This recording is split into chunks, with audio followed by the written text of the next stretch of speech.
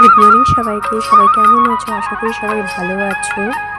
আজকে ব্রেকফাস্টে চিড়ের পোলাও বানিয়েছিলাম আর বাচ্চাদের জন্য একটা ভেজিটেবলের পরাঠা বানিয়ে দিয়েছিলাম।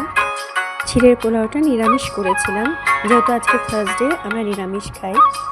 চিড়ের পোলাওয়ের মধ্যে আলু, ক্যাপসিকাম, বাদাম, কসুরি মেথি, আদা সবগুলো দিয়ে ভালো করে ভেজে নুন দিয়ে ভালো করে চিড়েটা দিয়ে ভেজে নিলাম। তারপরে গরম মশলা দিয়ে দিয়েছি, লাস্টে ঘিটা দিয়ে ওটাকে এই পরাঠাটার মধ্যে আমি পেঁপে কুড়োনো, গাজর কুড়োনো, ক্যাপসিকাম কুড়ানো সব দিয়ে ওটাকে আটা দিয়ে মেখে আমি স্টাফ পরাঠার মতন করে দিয়েছিলাম।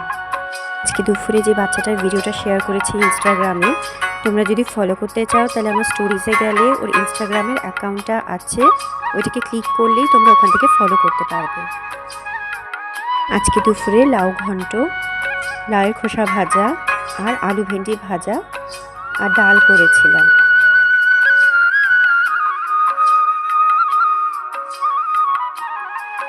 আজকে পুরো সিম্পল ভেজ রান্না ছিল।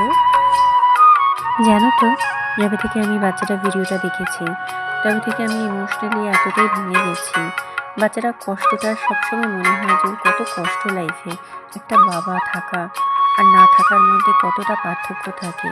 পুরো ফ্যামিলিটাই কিভাবে ভেঙে গেছে। যদি একটু পাশে দাঁড়ানো যায় তাহলে মনে হয় ওদেরও কতটা সুবিধে হবে। রান্নাটা সেরে তারপরে রাতে স্নান করে পুজো সেরে নিলাম। আজকে বৃহস্পতিবার ছিল। সবাই ভালো থেকো, সুস্থ থেকো, নিজেদের শরীরে ভীষণভাবে খেয়াল রেখো। আবার কথা হবে। আজকের মতন এইটুকুই তাহলে। সবাই ভালো থাকবে। টাটা।